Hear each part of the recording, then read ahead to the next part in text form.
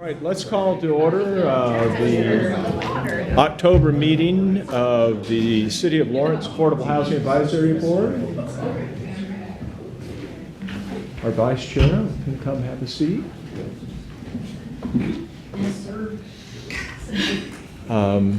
Good morning, everyone. It's a beautiful day. Let's begin by asking if there are any comments from the public. Seeing none, we'll continue with item number 2 on our agenda, approval of the minutes from our September 9th meeting. Chair would entertain a motion to approve the minutes. So moved. Second. And we have a second. Motion and second made to approve the minutes of September 9th meeting. All in favor say aye. Aye. Opposed? Meeting minutes are approved. Next item is to receive our monthly financial report. Good morning. Good morning. This is apparently not working all that well. So I guess I will give a verbal update. We did receive our September sales tax proceeds, and it was just over $82,000. This was higher than the prior 4 months, slightly, so I think that's good news. So I wanted to make you all aware of that. Based on those projections, if those continue, we should see our revenue coming in over what we initially budgeted. So just wanted to kind of let you guys know about that. So positive news. Is that normal to see an uptick in the last 3 months of the year? So our sales tax is a couple months behind. Right. So it's really, we're seeing the dollars that were spent over the summer. So I think there is always some fluctuation when it comes to sales tax. So you kind of get some peaks and valleys throughout the year. So it's relatively common. Yeah. Yeah, it is. The only other thing that I wanted to note, I was going to point it out in the chart, but since you can't see that, is that in October we had the agreements approved for the $250,000. So you'll be seeing that in the next monthly financial report that we give you guys. And, So keep that in mind. and which 250,000 is that? The most recent, the October 8th allocation, or the agreements that went before the commission on October 8th. So it was the last allocation that you guys did. Oh, out of that previous, okay, Yes, okay. yes. Out of the So I previous just want to let round you of guys know approvals. that those Okay. applications went before the commission. So you'll be seeing them since they were approved October 8th in the October month. We won't actually see those draws until that money's spent. Right, but we'll show it that it's been kind of encumbered. encumbered, Yes, essentially. yep. Just so you guys can see that. Okay, All right. excellent. Any other questions? Seeing none, thank All you. right, you're welcome. Apologies for this not working right.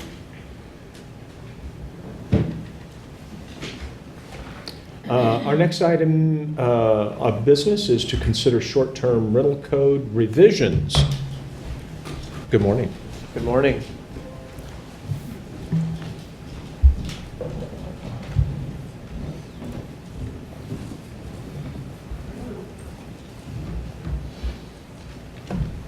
Hold this item here.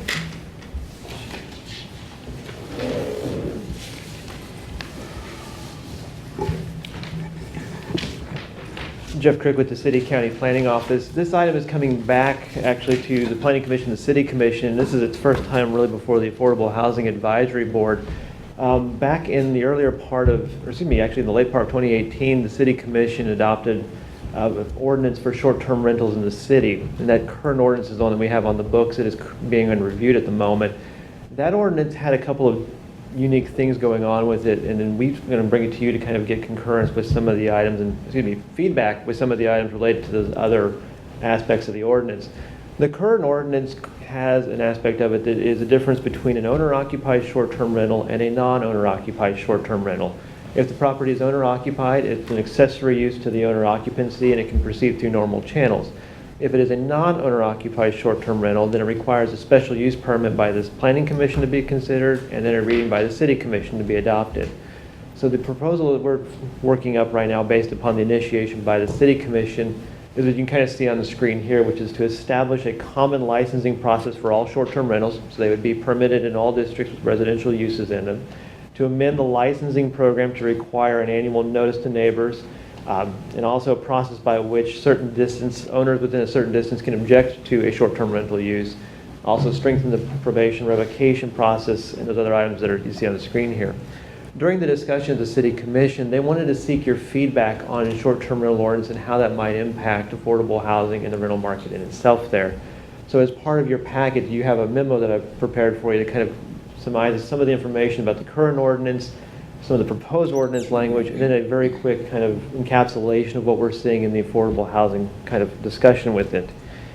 One thing I will point out and note is that the research on this is still kind of in its very beginning stages, and it's kind of growing and depends on where you're at and the frequency of the market itself. So in some cities where you have a high vacation rentals, so if you think of New Orleans, San Francisco, New York City, places where people tend to be tourism, you see a lot more of these items in those kind of aspects and fields. And really in our aspect, when you look at it, it's hard to kind of glean information out of our data set because it's such a small portion of the overall Lawrence market. To give you an idea, there's about 43,000 housing units in the city of Lawrence currently, and it's about 150 to 160 of them are being used as a short-term rental, which is about 0.3% of the overall market. So trying to really get some numbers out of that is a bit difficult. But the other side is this is a very new land use for the city. It's a change in the way that you're seeing transient accommodation is what is usually known in the land development code. So that is kind of entering into the aspects of it. And we're also trying to really figure out, because of that small scale, what is those impacts and those kind of different items that are related to it. So the question for the board to kind of consider is, a little bit of feedback is, what are the issues that the board sees on those items, and what would you like to relay towards the Planning Commission and the City Commission as part of that consideration item? So, again, I will mention this has been kind of in the works for quite a while, and you're kind of seeing it as just at its moment, at this point in time. So I'd be glad to answer any questions about the existing program, the proposed program, and I'll try my best to answer economic questions if you have any of those too. Jeff, when do we need to be providing input to the City Commission? City is going to probably pick this up about mid to late November at this point in time. The Planning Commission will hear this at their upcoming meeting in October. Yes. Jeff, so are you talking Airbnbs? I mean, what, so not the family that short-term rents while faculty's on sabbatical or something like It that? can also be that too. Okay. So short-term rentals could be on sabbatical for a period of months, could be over a weekend. They take a lot of different forms. Does it count students who sublet? Not typically, because that would go into the long-term item, and that would be a long-term rental versus a short-term rental. The Land Development Code makes a specific caveat to what is a long-term versus a short-term rental, in that it's less than 30 days is where you start falling, or excuse me, yes, less than 30 days, and then otherwise you enter into the Kansas Tenant Landlord Act, and that's when you start going into that next provision item. And did I hear you say 23% or 0.23%? It'd be about 0.3%. 0.3%, okay. What's your confidence level in this estimate of 150 to 160 units? Pretty comfortable. We've Okay. had, our code enforcement staff has been looking at these units and trying to find them for part of the licensing procedure that was going on under the older program that we have. They've looked under multiple platforms, so I think we all kind of assume it's always Airbnb, but there's about 5 or 6 other platforms out there. So you see them on the same platform in 4 or 5 different iterations depending upon which one they are, but very comfortable in that number at this moment, and it goes up and down depending as people come on or off the programs and decide that I don't want to do it this month, but next month I may want to do it for the holidays. But feel pretty good about that number at this moment. Are there parts of the community where there's greater concentration of units than others? Based on what we're seeing in the rental licensing and those kind of inspections, I would say so. It's typically around where you would think them to be, both KU, downtown, the kind of that area itself. But you're also seeing it kind of spread out throughout the community based on the housing type that's being offered. So larger homes, apartments, could be different items. Just depends on what you're looking for in the individuals. But there is a concentration, I would say, probably more towards the downtown area than, say, West Lawrence or out to the southeast. Have you run any value of the property? It's like, Right, so of the 150, how many are valued at, let's say, 250 and up, and how many are valued below that? we've not valued them based on that. But the county has valued them, so it shouldn't be difficult to get an idea of what the appraised values on those properties are, if you actually know where the properties are. Right. That would be, I think, a very useful number to understand. I think my preconceived notion is that they're probably cherry picking the better affordable, more affordable housing units out of the market right now. But I could be completely wrong. Maybe they're someplace else in the marketplace. But if they are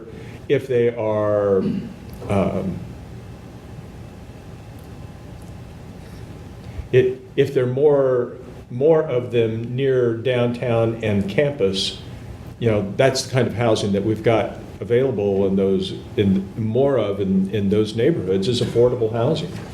So while they could be small in number, they might be having an outsized impact on a part of the marketplace that we're trying to shore up and protect.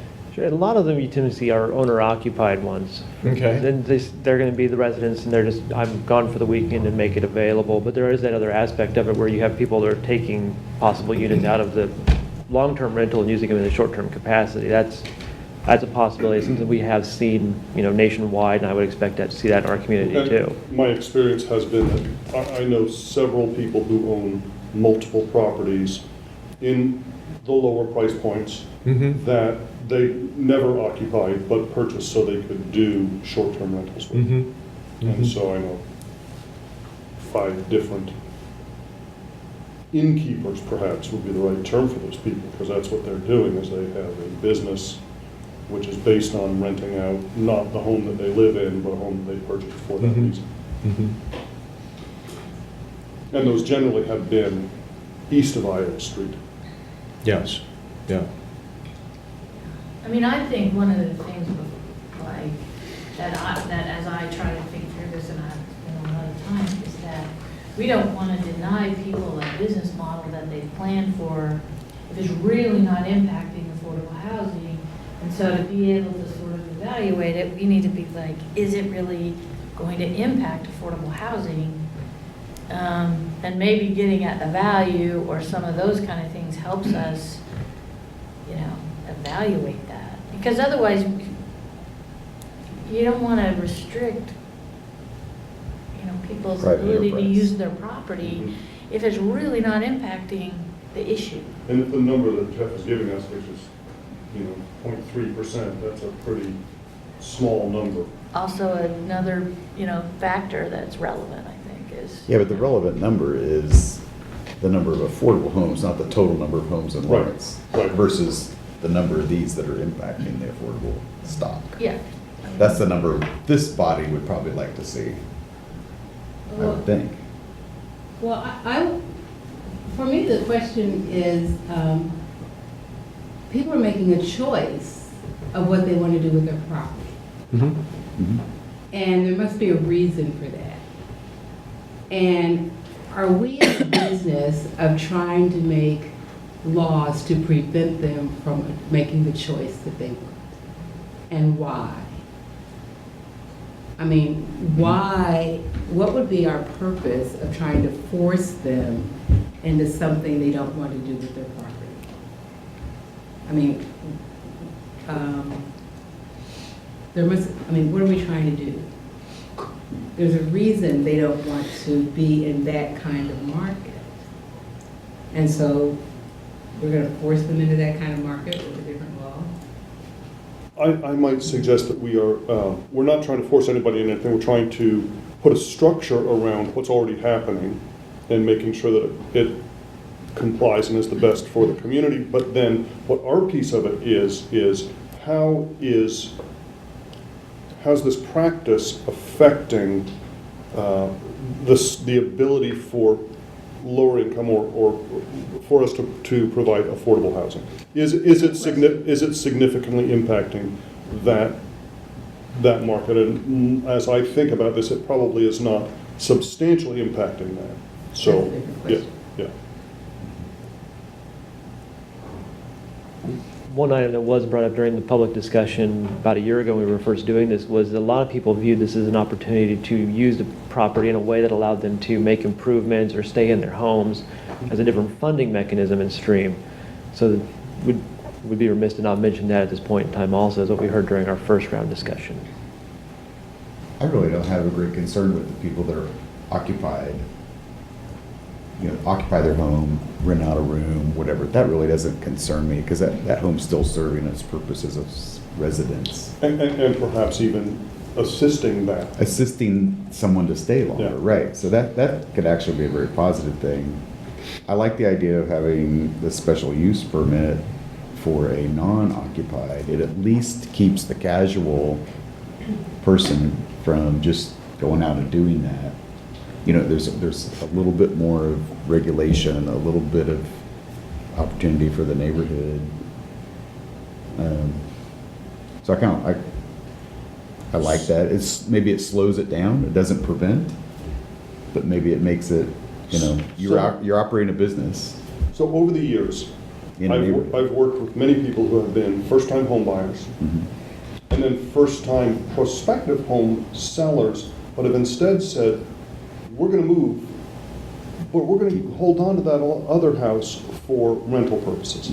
And I'm not sure that this is a lot different in terms of an economic model than that would be. I had a client recently who made the choice, I'm gonna do a short-term rental, they used a brand name, of course, with the house that I'm moving out of. Right. So the only difference there is one of those options puts a house back into the market either as an affordable rental or affordable buyer. The other removes it from the constituency that this board tries to serve. Until they get sick of being a housekeeper. Yeah, I mean, then that's the reality. or landlord, yeah. The Planning Commission, And then that I don't feeds know back if we into control Edith's it. question, Yeah. why should we be influencing that decision? This has been a great discussion. How would you like to proceed with the issue? Yeah, and I don't want to cut short the discussion. I want to continue the discussion, but I also want, one of the things I'd like to hear some comment about is, do you want to try to deal with this issue today in some way, or do you want this on our calendar when we come back in November, which will be right on top probably of the time that the City Commission is getting ready to consider it? My take on it is that it's probably not going to be a deep enough issue for us to have continued conversation about. I think that we can probably come to some kind of a decision today about how we would like to, how we want to respond to the request from the city for it. But Yes, Erica. I didn't read it in here, it might already be, what are the taxes and that the homeowners are assessed with the short-term rentals? so the guidance that just came down from the state is that if it's used in that item, it would be a residential assessment. Okay, so I know in a lot of communities, the discussion is whether they have to pay the same like transient tax and those types of taxes that hotels and motels have to pay. Is that the same for? That would be the expectation of the state, yes. Okay, because just one of the things that I've seen in other communities is they use a percent of that tax that is charged to the short-term rentals to go into an affordable housing trust fund of different sources, of different, in the different communities. So I'm just wondering if that's a tool that we would be interested in as we start the conversation in a year or so of how we're going to continue to bring money into the housing trust fund. So I didn't see that mentioned anywhere in any of the discussions. So I just wanted to see if that was even an option or an idea that people would be interested in. Probably not in that discussion that we had there, because ours is mainly related to land use items, not necessarily the taxation item, but possibility, yes.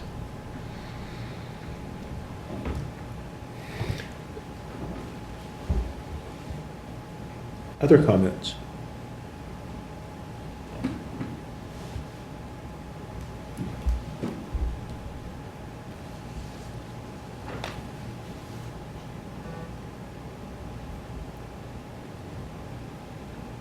I'm going to take advantage of the authority of the chair and ask if there are any comments from the public.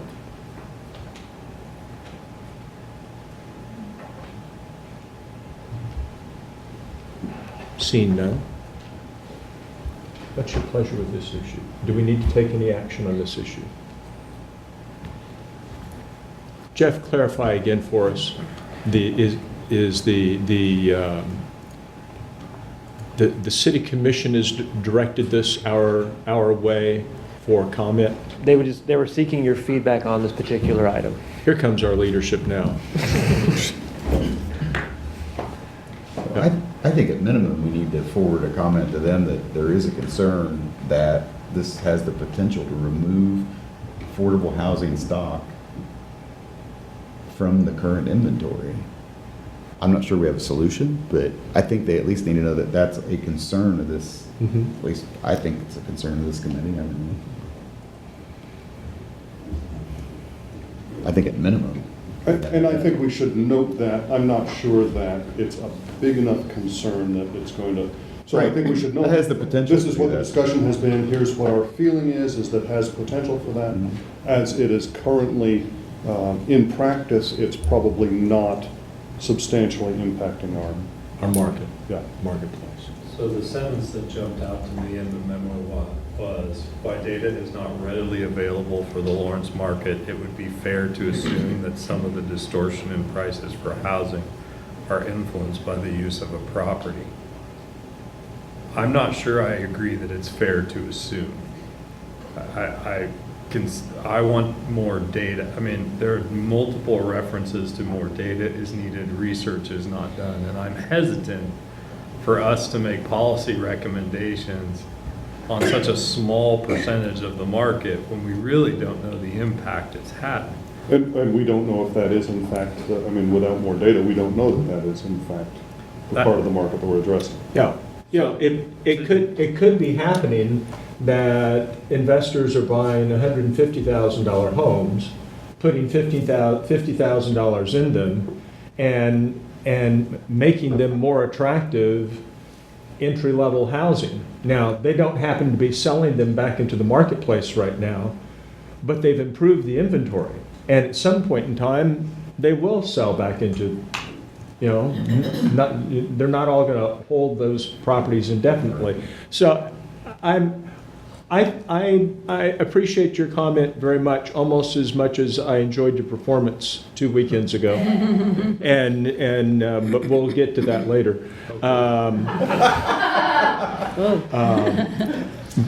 If you missed Gentleman's Guide at Theodore Lawrence, you missed a tremendous show.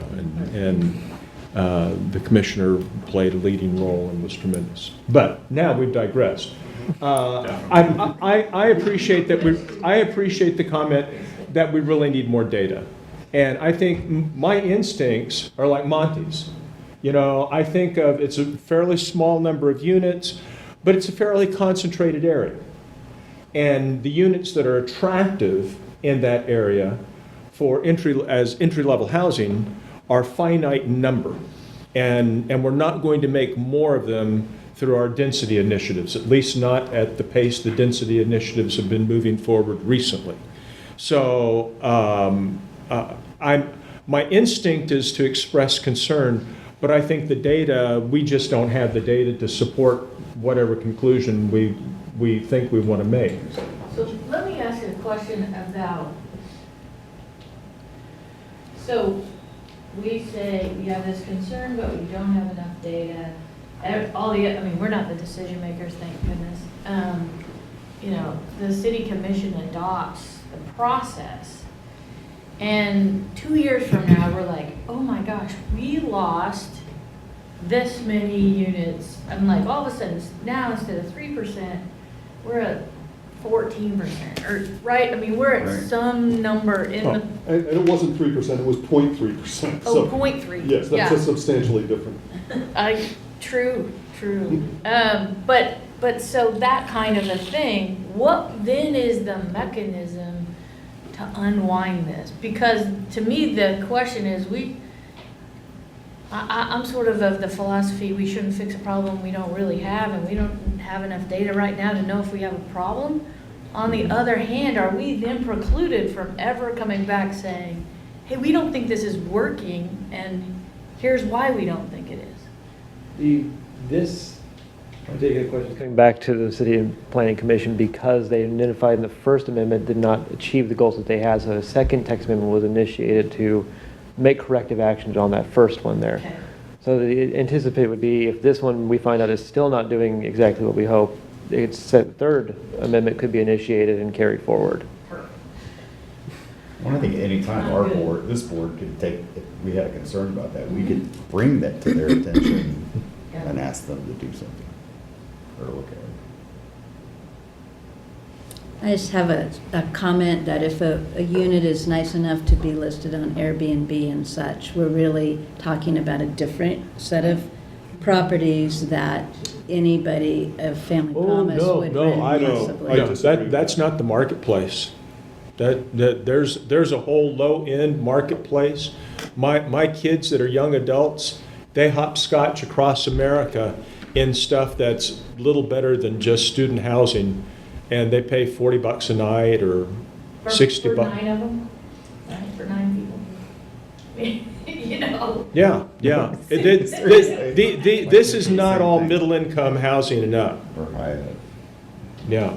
But It's- we don't know. I mean, we're making conjecture Well, based on other cities. I have a very specific experience that Okay. I know of somebody, and it was very interesting because this guy, he was an Uber driver from Wichita who comes to Lawrence and stays in an Airbnb, and he told me what it was, and it was essentially a converted garage. I mean, it was an auxiliary dwelling unit, but then for his other job, he is a video game professional. So it's like, this is the perfect 2010s person, Uber driver, Airbnb, video game, I mean, it was kind of an Competitor, interesting thing. yeah. But this was Far East, and it was an auxiliary dwelling unit that was being used as an Airbnb. Yeah. So Oh. the rent on that might be $400. I mean, It's all over the market. I worked with a guy that during the AAU track meet in West Lawrence, rented out his whole house for like $7,000 for the week.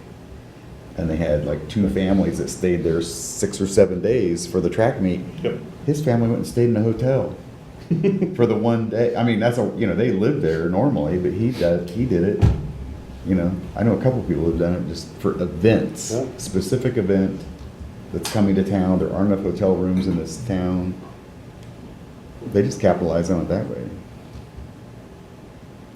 It's not all so low or I high, think- either one. I mean, yeah, it's yeah, all over the place. I think our question is, does it significantly impact what our charge is, which is to look at affordable housing?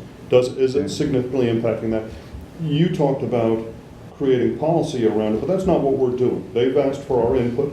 They've said, do you have a position or do you have a voice on how short-term rentals are affecting the affordable housing market? I think you're right, we don't have enough data. We have some concerns that at some point it could create issues there, but at this point, there's nothing that tells us that it is. But it might. We probably want to stay tuned to it, but I'm not sure that I'm not sure we're charged with making a decision around it. Mr. Chairman? Yes. Can I interject one thing? Because there is some data out there that we could get. What we don't really have is trend on it. Because remember, this program is just beginning for us, so we haven't even had a full year of actual licensing all of them that we think are out there. So we can make some assumptions about the effect on a 0.3 or 0.03%, 0.3 I think percent of these out there. And the Planning Commission's conclusions were sort of like, yeah, we need time with this to understand its full impact. And that's where they kind of landed on, and that's where we kind of land on it, which is we need a mechanism to regulate them. That has been going on for several years under the radar, but now that we're regulating them, we got a license program for it, we'll be able to, over time, really understand it much more fully than we do today.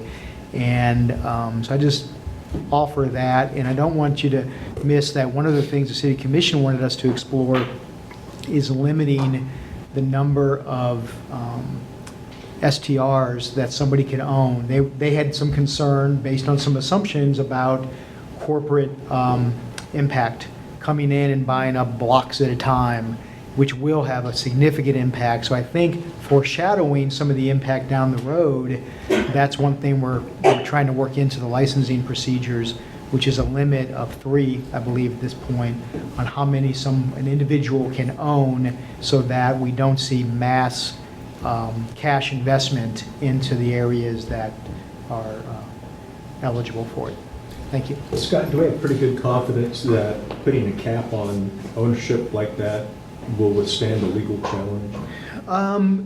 We think so. That's Yeah. clearly the biggest legal question of the whole program, and one that the city attorney's office has looked at and is Okay. looking at as we build our license program. It's not quite built yet, but it will be by November to give to the city commission. Okay.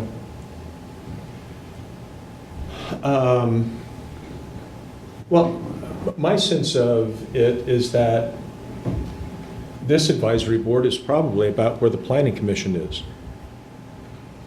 We've got some interest in this area, but we acknowledge that we don't have much more than some initial date and time data, and we really don't understand very much about the trends yet. We just know that there's movement in the marketplace.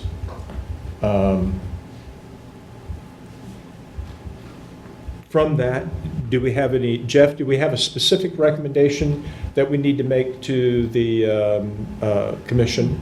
Not a specific one, but I think we can take back the discussion points today. There tends to be concern for potential impact, but not substantial enough yet to kind of gauge that impact in its whole, and looking for more data and trend over time to understand the movement in the marketplace. Okay. If I've encapsulated that. And I had one ancillary question, just to take something, one line out of your executive summary on this agenda item report and make sure that I haven't missed something.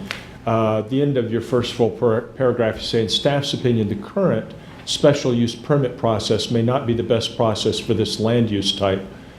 But the proposed regulatory scheme does make use of a special use permit process, and it's not changed in any way significantly from the current special use process, is it? We're just applying it to... We would take the special use permit out of the equation for the items. So the revision would be to have, right now, if you're non-owner occupied, you have to go through a special use permit. The proposed text amendment would remove the special use permit process out of it, make them permitted in all districts, and then go through the licensing procedure to have for objection revocation process involved with that one. Okay. The problem with the special use permit process is there's a lot of different factors that can kind of get in those, and the city commission and the planning commission both felt that those factors were not getting weighted and weighed in a consistent and positive manner in some respects. So their working for this amendment is to remove the special use permit to try to alleviate the concerns that they have with the program currently. Okay. And I would also note that in lieu of that SUP process, we're bolstering the license process to give concerned neighbors appeal objecting right to license if they feel there's concern.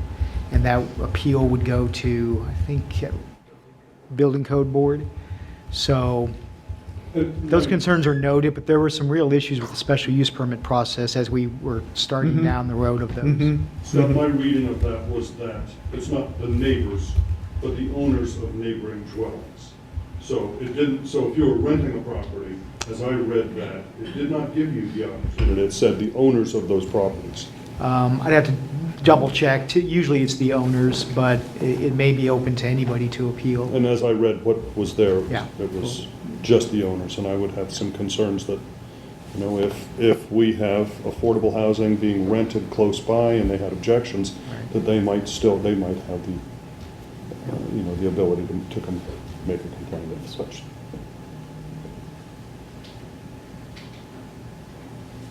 Do we need to add anything to the feedback that Jeff's going to provide City Commission on this issue?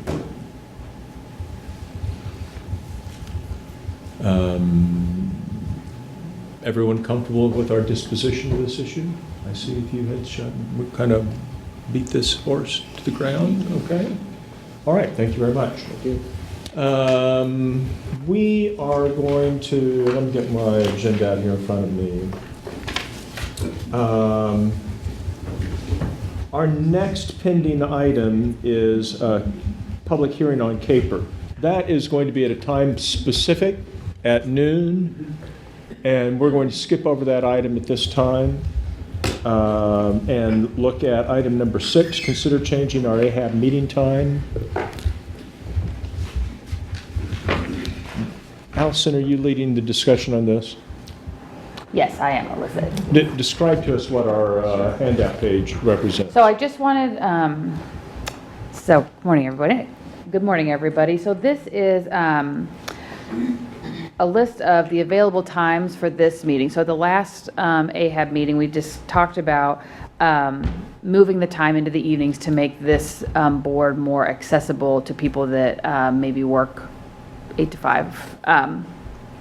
And so we reached out to the city manager's office to just get a list of the available times that this room is available. And so we have the second Monday of each month, the fourth Tuesday, the first Wednesday, the second Thursday, or the fourth Thursday of each month. And then the notes are the possible conflicts. So, and then the highlights are possible conflicts that could arise. So for the first Monday, there's a... Can I yes, please do. Hit pause. And that's at what time on those days? There isn't a time right now that we have, so I think that's an item that can be discussed. So the entire day is open on these Evenings. days? These are Evenings. Evenings. These are okay. Evenings. Okay. After 5 o'clock. Yes. After 5 o'clock. Okay. Yes. So the second Monday, the possible conflict is the Transportation Commission. If their meeting falls on the first Monday, and if that's a holiday, then it just automatically gets bumped to the second Monday. But there is no possible conflicts for the 2020. So there is no situations where the first Monday is a holiday in 2020. The fourth Tuesday, if the possible conflict is if the city commission needs a fourth meeting, so they meet the first, second, and third Tuesday of each month, and so if they want to schedule another meeting, it's possible, of course, that they would just schedule it for the next Tuesday. So we don't know those conflicts if there would be one in 2020. The first Wednesday, there is no possible conflicts. The highlight there is that is a holiday, so I don't imagine that people will be here on the January 1st. The second and fourth Thursday possible conflicts are the Community Police Review Board occasionally meets, and they have set a possible calendar for 2020, and so those highlights are also noted on your handout. And then the fourth Thursday, of course, is also Thanksgiving every year, so that will always be a conflict. So those are the possible days that are available right now. And so with that, I can just leave it up for discussion, and you guys can decide if you want to change the meeting time or not.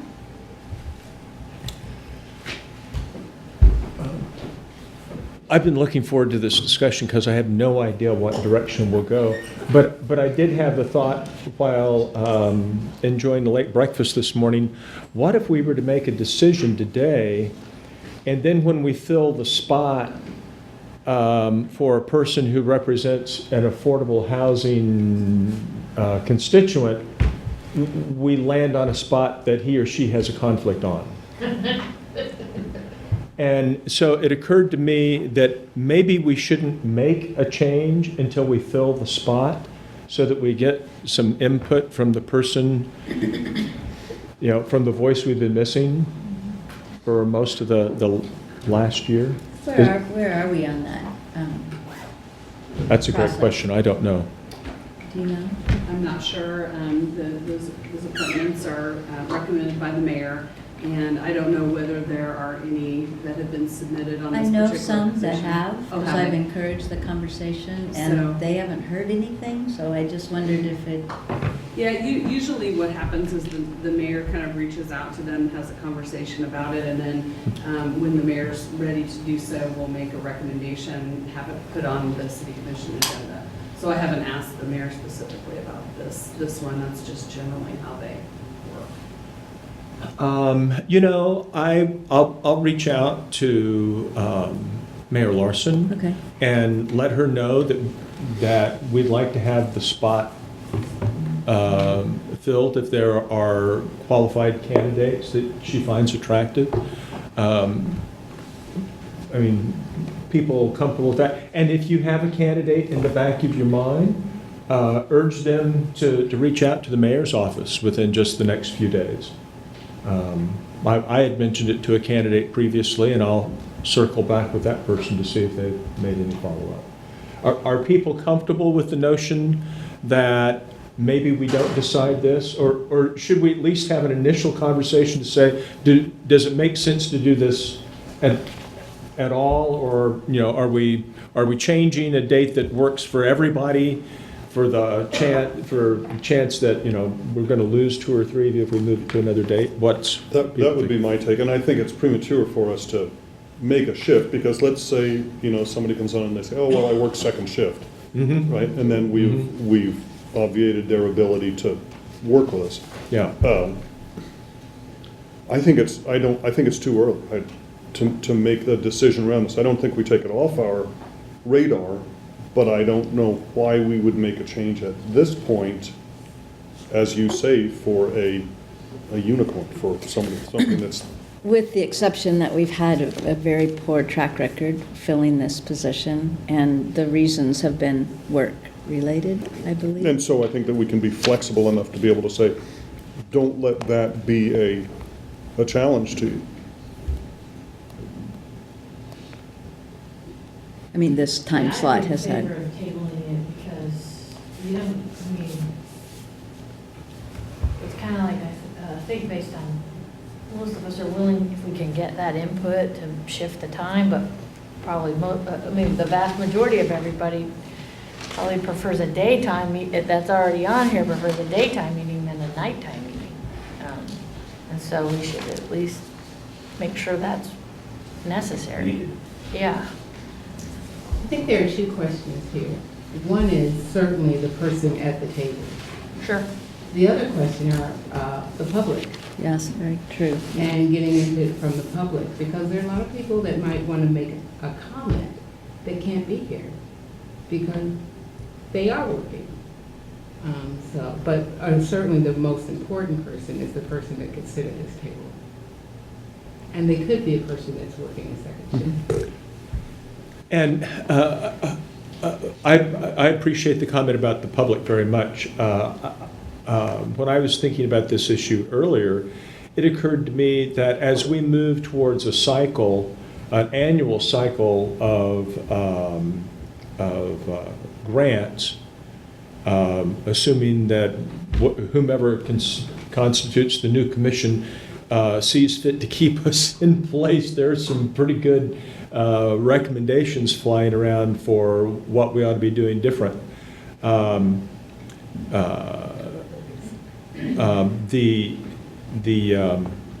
Well, and now I've lost my train of thought. I did it to myself again. Okay, that must not have been important. Comment about the public, excuse me. As we move to an annualized cycle for our grant recommendations, we might want to schedule an ancillary meeting for public input in the evenings Good. instead of just during the day. That would be a good And at least on that annual basis, to address the issue of you know, because there are lots of interested citizens that simply can't get down here on a Monday morning. You know, Allison, if you might make note of that for our process as we move forward.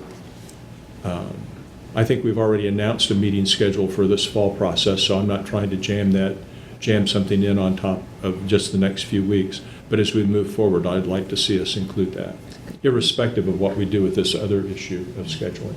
So people comfortable with tabling this issue to some future time? And then I'll make a contact with the mayor's office to encourage her action on our board, our advisory board.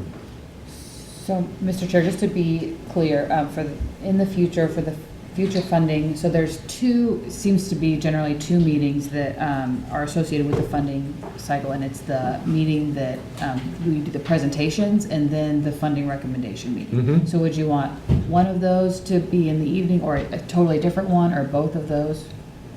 Or is that just? Yeah, well, good question to clarify. What do people think? I don't know yet. Yeah, but, that's a fair response, yeah. I don't know yet either. I think it would be great to give people an opportunity to provide input when it might actually impact the outcome. So that would be the discussion meeting? Not the presentation meeting, because pretty much we have the presentation and we don't really discuss it. Mm-hmm, mm-hmm. We score it, Mhm. come back. Mm-hmm. Well, and Is- here's what I think on that is, a lot of times people don't even know what's happening, and so they may not show up for the first one because they don't know. But then the paper picks it up, and stuff starts happening, and then they may really want to come and talk about it. Because unless you're really just following this issue, a lot of times you don't know that we're talking about,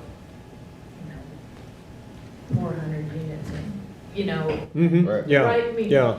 And so I think at the least, we make the ones where we're making a recommendation to the city commission that we take input on it. And at that point, there will have been press and information. Anybody who is concerned then has an opportunity to either send us an email or go look at the proposal and that kind of thing.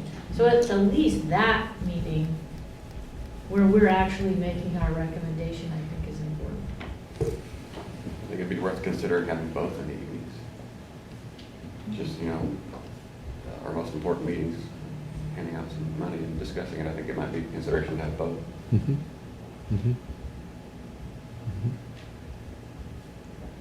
Other comments?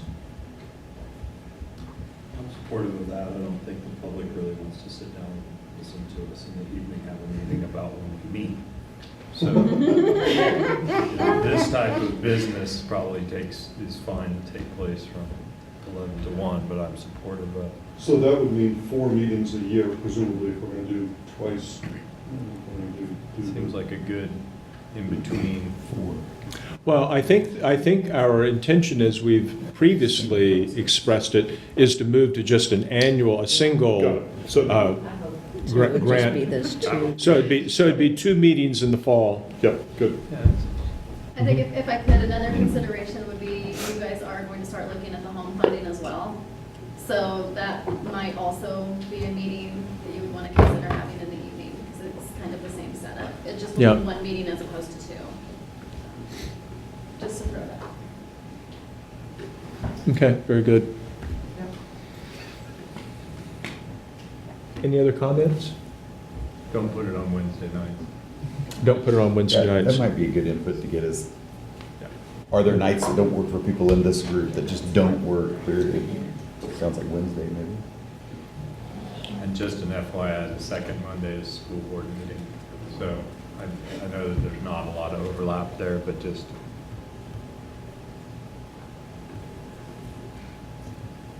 Yeah, that is good input.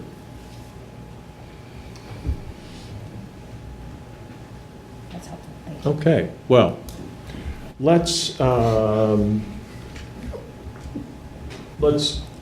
table this issue of possible changes in AHAB meeting time to future considerations. And we've got 10 till noon. Let's jump in here with some quick updates, and we have an update on the Penthouse property proposal.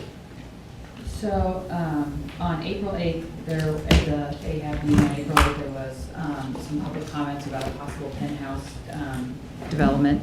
And we just wanted to give an update on what's gone on with that project. They have withdrawn their application for that redevelopment project, and the developer will continue to look for a site that meets the needs for the program. The developer has started the process for 1035 Penn, but after reviewing the budget and the sources and the city processes, and started discussing their proposal with the neighborhood, they confronted a couple things. There was a potential funding gap, even with possible trust funds. The neighborhood had concerns, and the zoning entitlement process is lengthy and potentially expensive. Again, the developer has stated that they're very interested in developing a property, but they don't feel this site is right for what they're wanting to do at this time.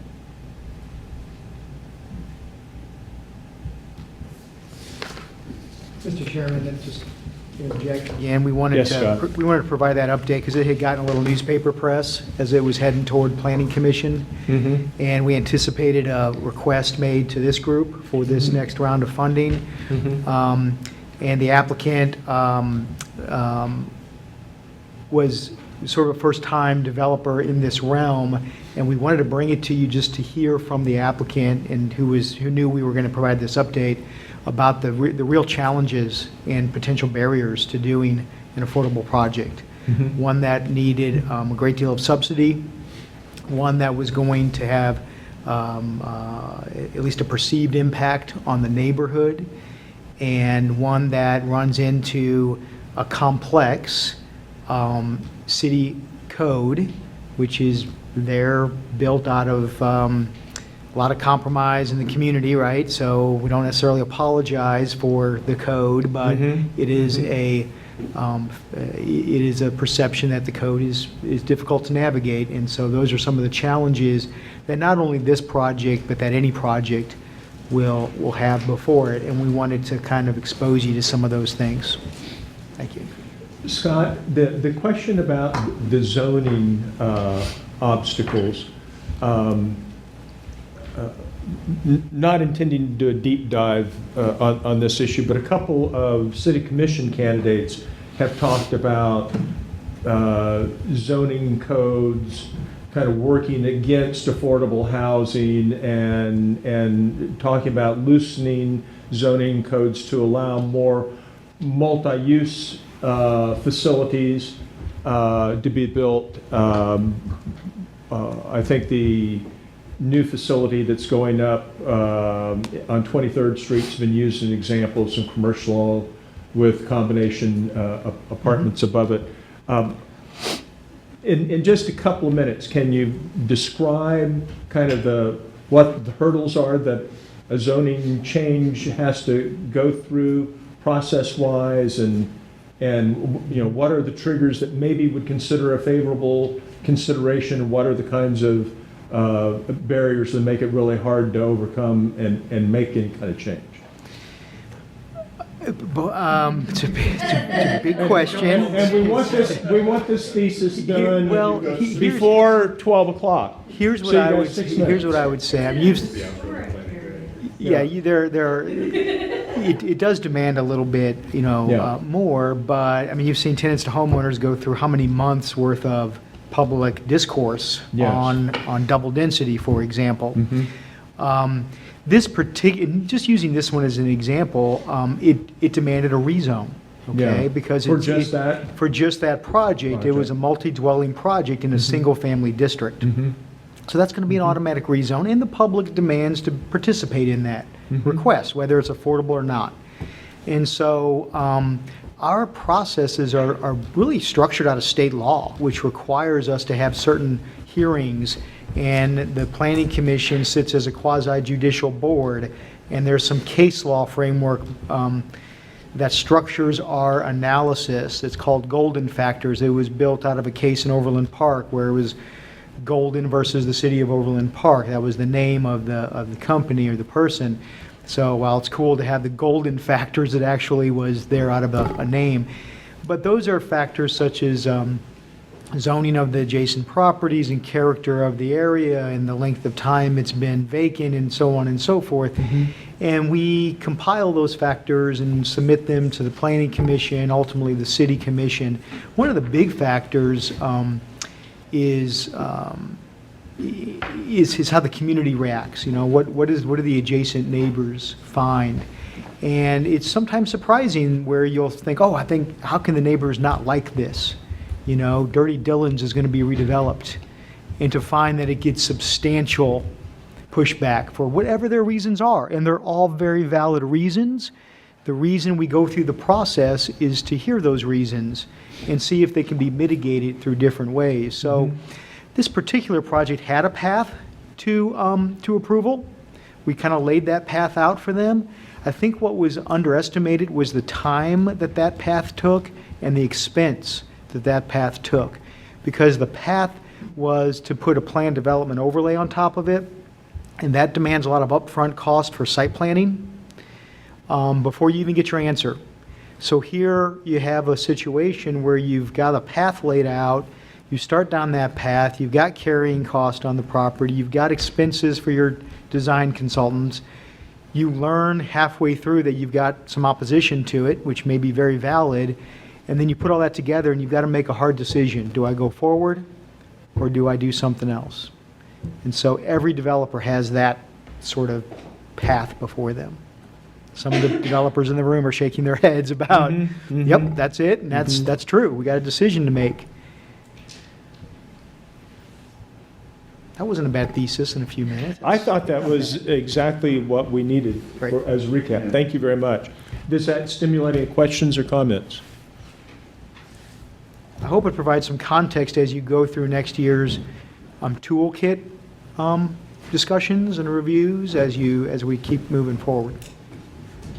I mean, I think at some point in all of these situations, we have to I mean, like, I agree with Scott. The neighbors have legitimate concerns. Sometimes they also have not in my backyard concerns. And it is very difficult to parse those kind of things out. And so, you know, you can see, I mean, a good example, you can see a real problem with, I'm proposing to put 375 units right next door to you versus I'm looking to put 4 units there, right? I mean, those are very different things. And I mean, we just can't constantly be, if the neighbors object, we won't do it. So, I mean, I think at some point we need to have that conversation as a body about how are we going to sort of parse that out, you know, like figure that out. And the other thing I think we have to be willing to do is to show up at this, because I mean, I've been to enough city commission meetings, and I'll use a non-related example, but the public got super mobilized about sidewalks, and for a while there, every meeting I was at, there are members from the public there talking about the sidewalks, because this is a democracy and people get to have an opportunity to talk, right? What wasn't there are, that at least at the several meetings I was at, are any of the disabled population who can't get down the sidewalk, right? And so if and when we get to a thing where we think it's a NIMBY, then we need to show up at the city commission meeting as a group and go and say, we need to push back on the neighborhood, because when, I mean, we see it, we feel the pressure. I can't even imagine what it's like for the city commission to feel the pressure of a bunch of neighbors coming in saying, we don't want this. And one of our tasks has to be to kind of parse that out to what are valid concerns and how can they be dealt with, and what are just, you know, concerns like we don't want, I heard Edgerton's mayor say on the radio the other day, we want good houses, not like Section 8 houses. I mean, right? That is I mean, I do think we at some point have to take a stand and say, low-income people also deserve to live in this community. And we have to be willing to go to the city commission and be that other side, because it's a disenfranchised group. I mean, we're talking about they're working second shift, or they have a bunch of, you know, they have children, and so they have to bring their children, right? I mean, so I really do think at some point we need to have after the next funding and all that kind of stuff, a deep dive into NIMBY and what an appropriate response is to that.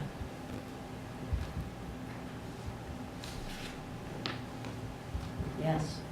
If that were a motion, the chair's just seconded it. We're going to suspend this discussion for a moment. It's noon, and we're going to facilitate the Caper public hearing, which has been announced for this time. And Brad, if you could come forward and lead us through this discussion. Tell us what we're doing and why it's important and what you need from us. All right. It is afternoon. Good afternoon, board members. We are here today to conduct one of two annual public hearings that are required by HUD on the city's Community Development Block Grant and the Home Investment Partnership Program. And so if we could, Mr. Chair, just have you open the public hearing, and then I'll go through just a little brief information on what it's about. Does that require a motion or just a declaration by the chair? You could just declare it. Chair declares we're now open for public hearing on the Caper public hearing. All right. So what today's hearing is intended to provide is a discussion on the city's past performance on how we spent and utilized the CDBG and home funds, especially those during our last program year, which was the 2018 program year. Our program year runs August 1st to July 31st of each year, so this details the August 1st, 2018 to July 31st, 2019 program year. And so we have completed a draft of the 2018 Consolidated Annual Performance and Evaluation Report, which is the CAPER. And so a draft has been publicly posted. It was posted on September 23rd, and that began the required 30-day public comment period. Once the comment period is over, we'll collect any public comment that we have received, and we'll submit it along to HUD with the final document.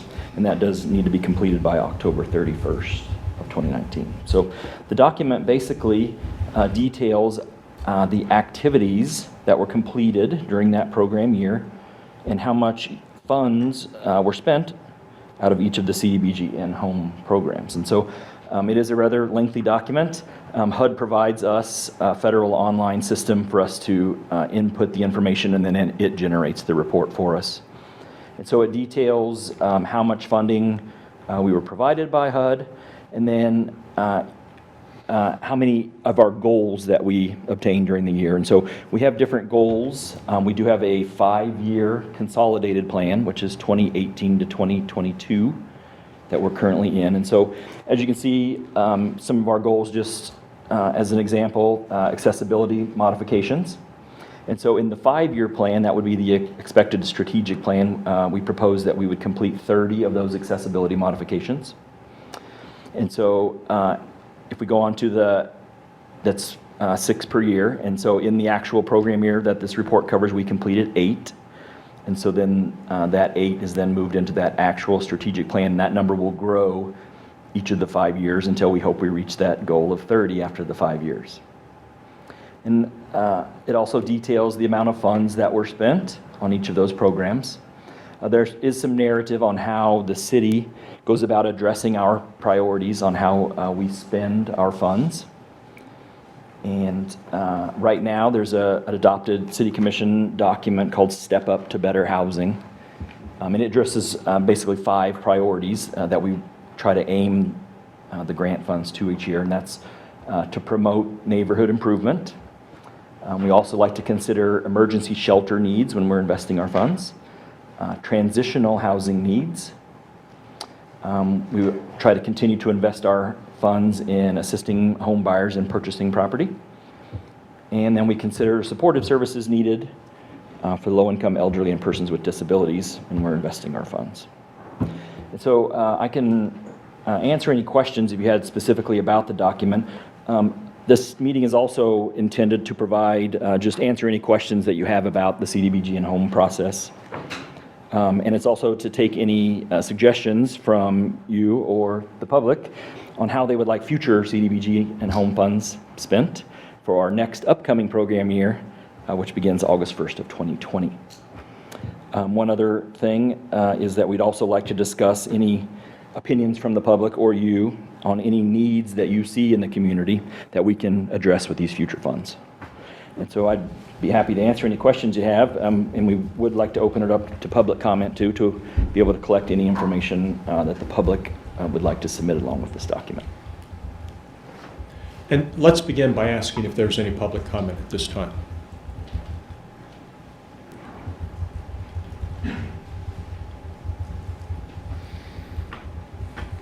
Seeing none, do we have questions or comments from advisory board members? I have one to start the discussion. The rental units rehabilitated, which are mentioned in the first row across the goals and outcomes sheet, with an expected strategic plan outcome of reaching 30 over a 5-year period of time. Do you have any idea what kind of backlog there is or waiting list to have rental units rehabilitated? Which specific one? What page number are you on? So I can jump to it? Page number 1. The Page 1, item 1. Page 1, Oh, item okay, 1. under accessibility modifications. Yes, sir. Yeah. And so that is, those funds are provided to Independence Inc. here in town, and they run the program for us, and they're provided a set amount of funds, and unfortunately, those funds are quickly spent, and so I know they do have a waiting list. Unfortunately, and it kind of explains in some of the narrative, that the cost of construction of some of their projects has increased so greatly that we're seeing the majority of the funds are usually for wheelchair ramps, and we're seeing upwards of $8,000 to $9,000 being the current cost to install a ramp. And so when they're only provided roughly around $40,000 a year, that doesn't get them very many people off of their list. There are other activities that they do undertake, some grab bars and some widening of doors when they can. Like I said, the trend that we're seeing now is the majority of those funds are going towards ramps.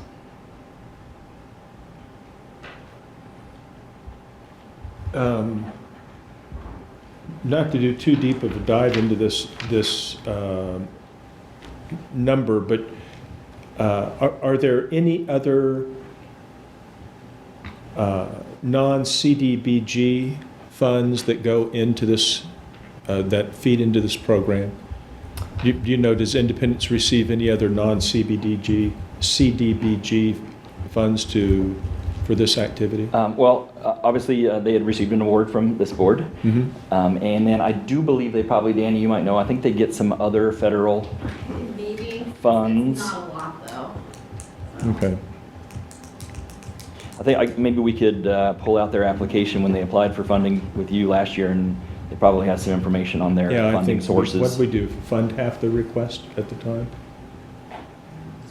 Is that, yeah, Yeah, I okay. think they applied for 50 and you funded 25. Funded if I'm not 25. mistaken. I recall during their presentation, they also talked about the counts with census being difficult because of how.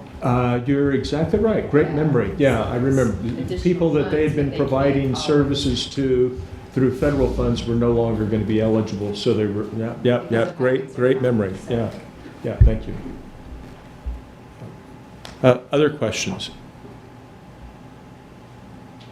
Comments?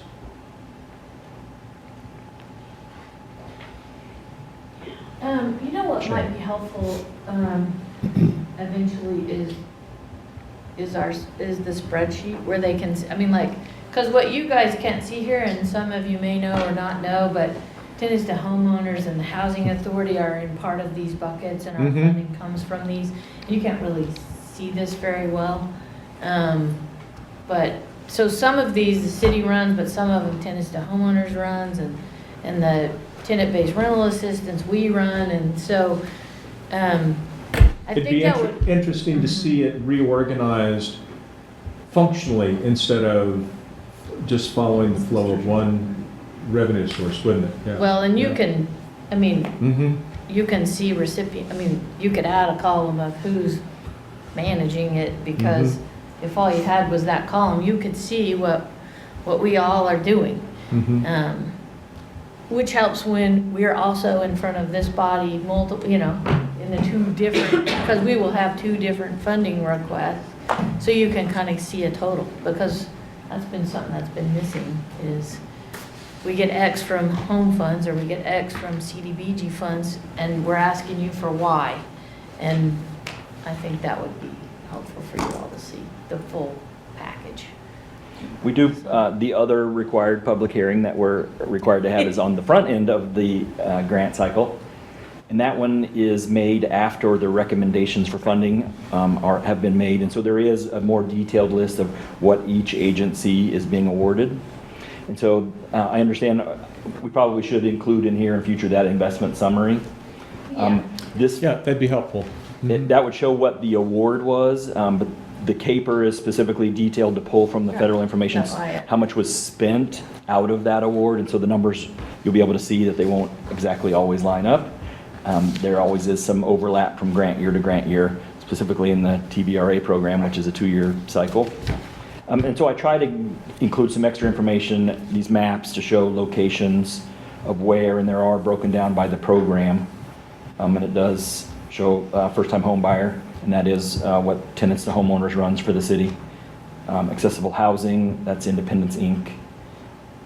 And then this was Habitat's new construction that they completed during the 2018 year. And I will add, we could add a column onto this for the public comment draft. The numbers go into a sheet provided by HUD, so we can't add anything to that, but we could definitely put that into the public document, so. And what kind of distribution are there of your assistance programs across the community? Yeah, back to So this is our Furnace and Emergency Loan Program, which is one that we run in-house out of our department.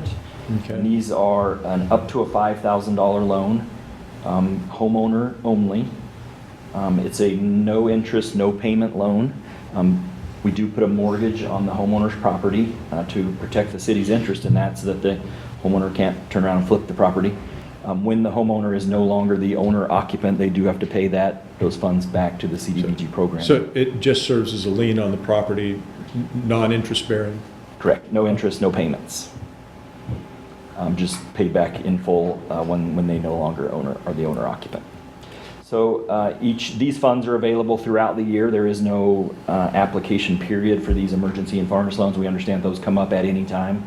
And so they can, a homeowner that needs assistance with these can apply at any time, and we'll assist them, to the best of our ability.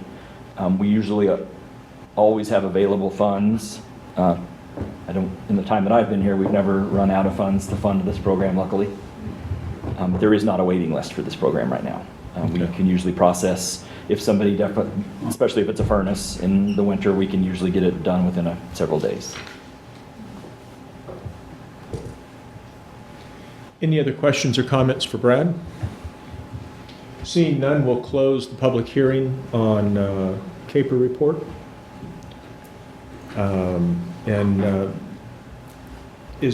Let's return if there's any further discussion on the Penthouse update or related issues.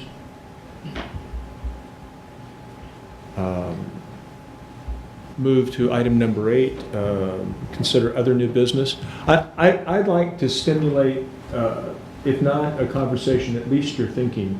If you have not yet closely reviewed the Lawrence Journal World article about City Commission candidates' thoughts on affordable housing solutions, I encourage you to do so.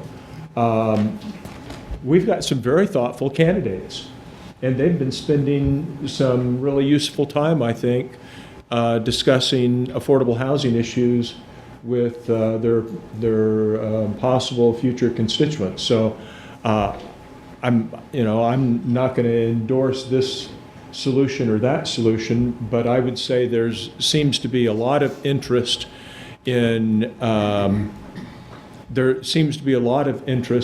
urging the advisory board to take a more proactive approach in setting some priorities or more specific goals for what we're trying to do with our grant writing proposals and some very specific recommendations that the city engage more directly in negotiations with developers on specific pieces of ground. Now, I don't know that there's a role for AHAB in that. I suggest there's probably not. But I would ask that for possible discussion at next meeting, we review some of the suggestions and others that I know you've been receiving from members of the public because I've been receiving them too, and that we have a discussion about what do we maybe want to do different in our process, and start now in November thinking about, are there changes we want to make for next year? Are there, do we want to continue this process exactly as it is going forward and respond only to whatever the projects are that come in from relatively vague and broad requests? Or do we want to be more directive with our approach? That's a discussion I think would be valuable for us to have. Are there other items that you would like to see for future discussion by this board? Mr. Chairman, I would just wonder if we could ask Alyssa to give us some examples of things that she's seen that has been successful in a process like this. I think Sure. it should be a very valuable asset. Mm-hmm.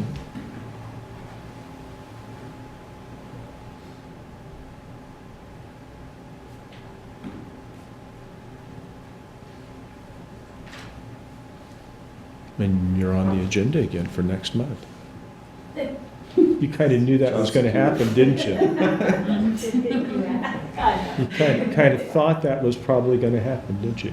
Anything else at this time?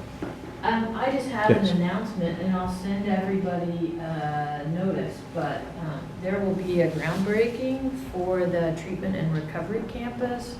And this body recommended, and the city commission has funded the temporary housing unit there. So it's for October 30th at noon. I'll send everybody the announcement, but there's a bunch of different people who help make this possible, but this body and the city are certainly one of the people who made that happen. And I wanted to make one other announcement, kind of in the category of still under new business. Tomorrow is the city commission meeting where they will consider the proposal that this advisory board has endorsed that would allow 2 affordable housing units on 1 lot. And I plan to be there and speak in support of that policy. And I think having as many of you as have time to show up and express support for that, if not in person, then with an email message to commissioners, would be greatly appreciated. Any other new business or future agenda considerations? Seeing none, this meeting is adjourned. Thank you very much. Have a great day.